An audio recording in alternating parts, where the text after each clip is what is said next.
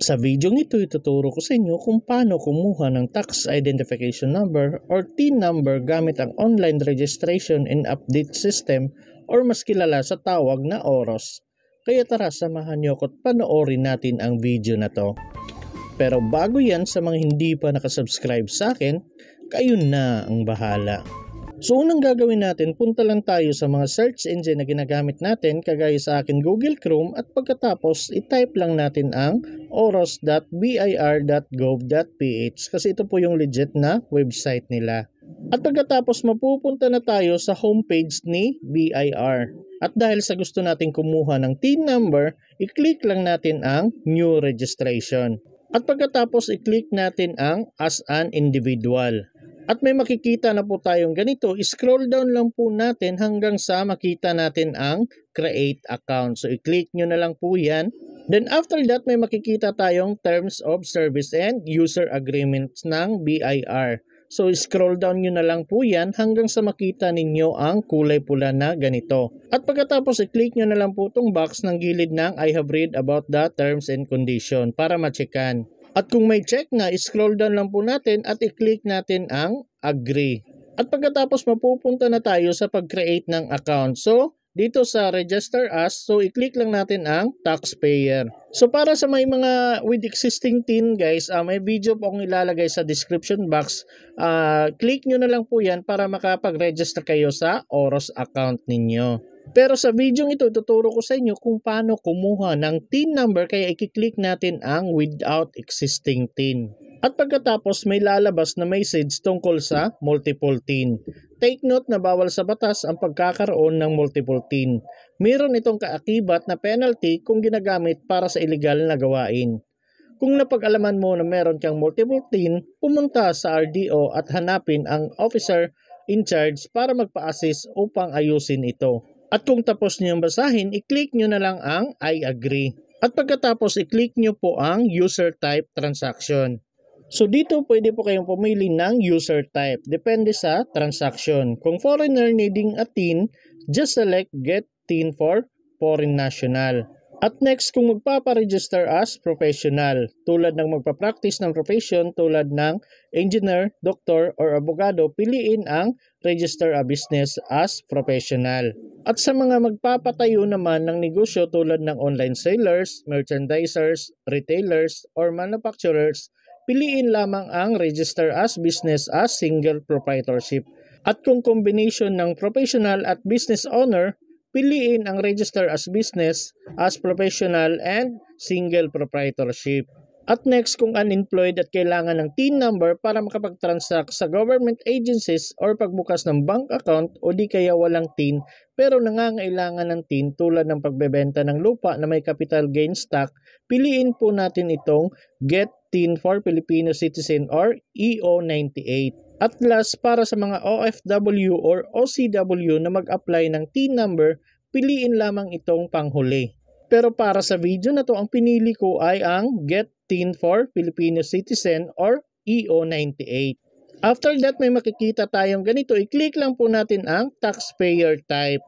At pagkatapos may makikita kang ganito. Pwede niyong piliin ang one-time transaction kung wala kang TIN pero may kailangan kang i-file sa BIR tulad ng pag-file ng capital gains tax, donor's tax, or stake tax. At ang EO98 naman kung wala kang TIN number pero need makipag-transact sa government agencies tulad ng pagkuha ng regulated licenses, pag-open ng bank account, or first time na mag-apply ng employment. So ito po yung mga steps sa pagkuha ng tax identification number under EO98. So dito kailangan yung fill upan ang first name, middle name, at last name. Kung wala kayong middle name, i-click nyo na lang po itong box katabi ng I have no middle name. Pero pag meron, skip nyo na lang po yan, huwag nyo na pong galawin. At kung nalagay na ninyo ang first name, middle name, at last name, punta na tayo dito sa paglalagay ng suffix. So kung may suffix po kayo kagaya ng junior, senior, the third, the second, the fourth, ganyan, piliin nyo na lang po. Pero kagaya sa akin, wala pong suffix, so i-click ko na lang po ang NA. At kung nakapili na po kayo, i-click nyo na lang po ang OK. And next, punta na tayo sa paglalagay ng date of birth. So dito, pumili lang kayo kung anong petsa kayo pinanganak. At kung okay na, i-click nyo na po ang set. And dito piliin nyo na ang civil status ninyo. Kagaya sa akin, single, kaya yun po yung nilagay ko. At kung nakapili na kayo, i-click nyo na lang po ang OK. So dito pumili na kayo ng gender ninyo, male ba or female, alam nyo na po yan. At next, punta na tayo sa paglalagay ng email address. Make sure po yung email address na ilalagay ninyo active at nabubuksan ninyo. Kasi lahat ng mga information na mga kailangan yung malaman or mga one-time PIN, doon po nila isi-send sa email address na ilalagay ninyo. At sa pag-activate ng inyong account, doon din sila magsisend ng link. Kaya napaka-importante talaga ng email address na ilalagay ninyo, dapat active at nabubuksan ninyo. At pagkatapos nyo malagay yung email address ninyo, may makikita kayong attention na kagaya nito. So i-click nyo na lang po ang I acknowledge. At kung okay na, punta na tayo dito sa baba sa paglalagay ng password at confirm password. Make sure po yung password na ilalagay ninyo hindi po bababa sa 12 characters. Pwede pong lalagpas ng 12 basta hindi lang po bababa. And make sure may numbers, may letra. Tapos yung letra niya may maliit at malaki. And make sure daw yung password na gagawin ninyo may number sign, asterisk, ganyan. Kahit isa lang sa mga nandito, underscore, ganyan.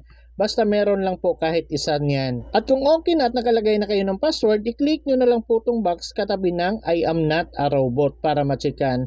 Then, i-click nyo ang register. At pagkatapos may makikita kayong ganito na nag-send daw sila ng OTP sa email address na nilagay ninyo. Kaya kagaya ng sabi ko kanina, napaka-importante talaga ng email address na ilalagay ninyo. So, pumunta na kayo sa inyong email para mabuksan ninyo yung verification code na nandoon. So ayun na nga, may nakita akong email na kagaya nito. So dapat daw within 24 hours ay na-click nyo na tong verify your account para maging successful yung application ninyo. So kung okay na, i-click nyo na po tong verify your account.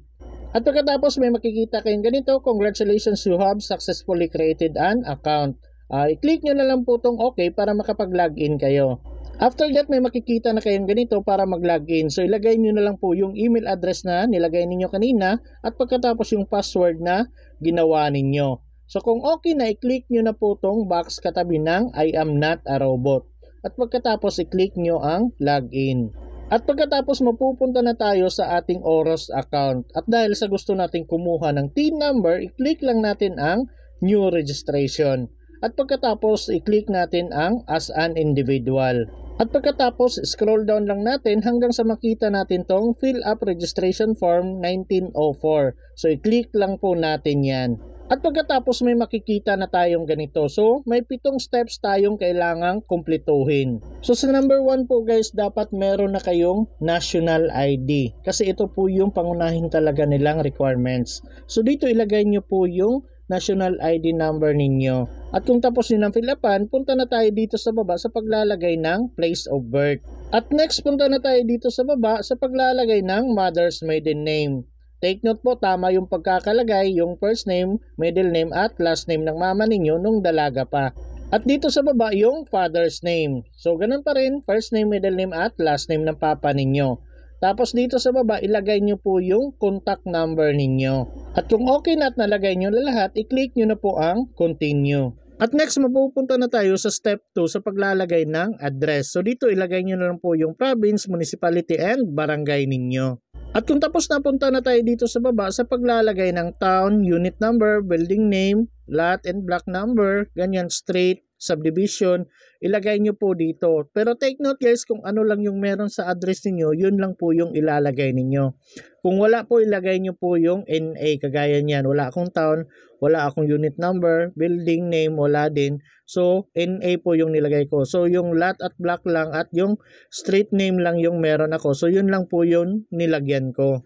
At ang zip code naman ay automatic na pong malalagay yan dyan. So kung okay na, i-click nyo na po ang continue. At pagkatapos mapupunta na tayo dito sa step 3. So dito wala tayong kailangan fill upan. So i-click nyo na lang po ang continue. At dito naman sa step 4, kung meron kayong authorized representative, i-click nyo na lang po ang yes. Pero kung kayo yung kumuha, i-click nyo na lang po ang no. Then i-click nyo ang continue. At ang step 5 naman para sa mga married na individual. Pero kagaya ko single, so click continue. At next dito na tayo sa paglalagay ng attachment. So kailangan yung picturean yung ID ninyo, tapos magpicture din kayo kasama yung ID ninyo.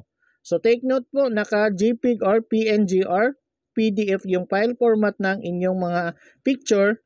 Tapos yung maximum size niya is 25 MB.